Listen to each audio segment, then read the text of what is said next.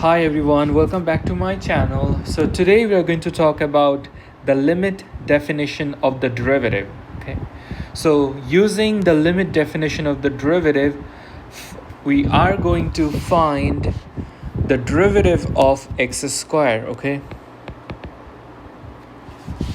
all right, so let's talk about the limit definition of the derivative.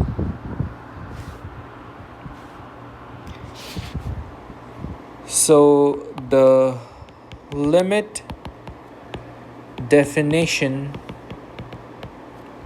of the derivative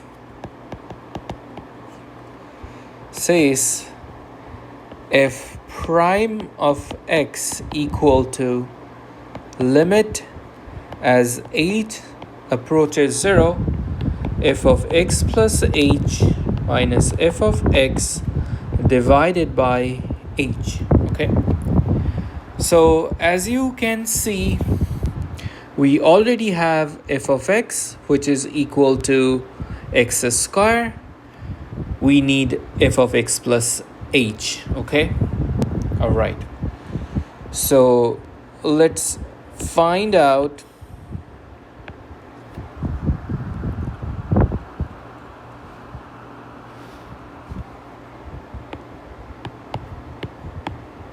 so f of x, we already know what f of x is equal to. That's x squared. That's already given to us. Now we need to find out f of x plus h. Okay, so how can I find f of x plus h? So let me show you an easy trick. So what I'm going to do, I'm going to write f parentheses x squared. So the trick is you are going to replace all the x with empty parentheses like this. Okay, so everything will remain the same.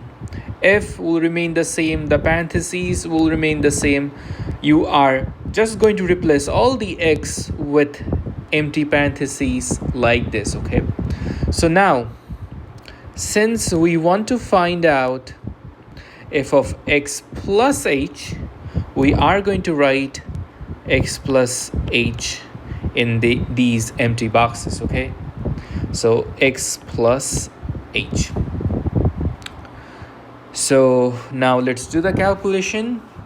What does x plus h whole square mean? It basically means multiply x plus h times x plus h. Okay, this is what it means. So now in order to simplify, we're going to apply the famous distributive property. So x times x and x times h. So x times x gives us x squared, x times h gives us xh.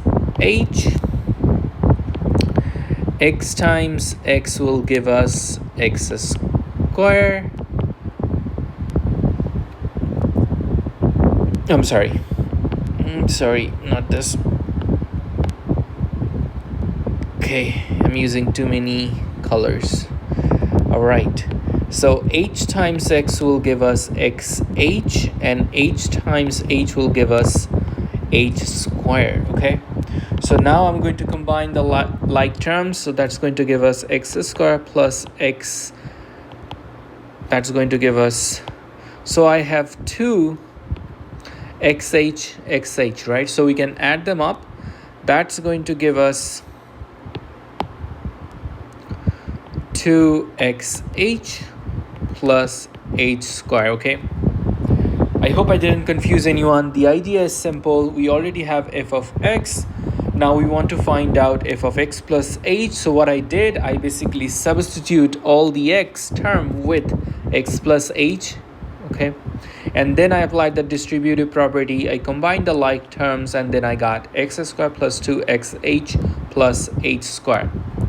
Once I have f of x and f of x plus h, I can use this definition and I can find out my derivative. Okay, so let's do that.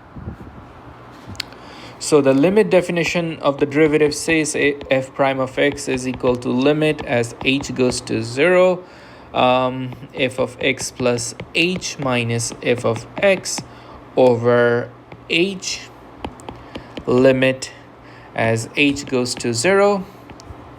All right, so what is f of x plus h? We just found out that f of x plus h is equal to this piece. Okay, so that's going to be x square plus 2xh plus h square minus f of x is already given, and f of x is equal to x square over h. Now, can we simplify this a little bit more?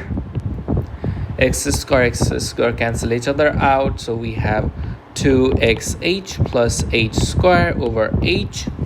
All right, now I know what you're thinking, why can't we replace h with 0? Well, we should not be replacing h with 0 because we cannot divide anything by 0. Okay, so the whole idea is we want to get rid of this h from our denominator. Okay, that's why we are doing all those calculations. All right, so now limit as h approaches 0. In order to get rid of h, we can factor out h. That's going to give us 2x plus h over h. H cancel each other out. We are left with h approaches 0. So that's going to give us 2x plus h. All right, so now we can just plug it in. If h approaches 0, this whole thing will be equal to 2x because h is approaching 0. Okay, so that's it.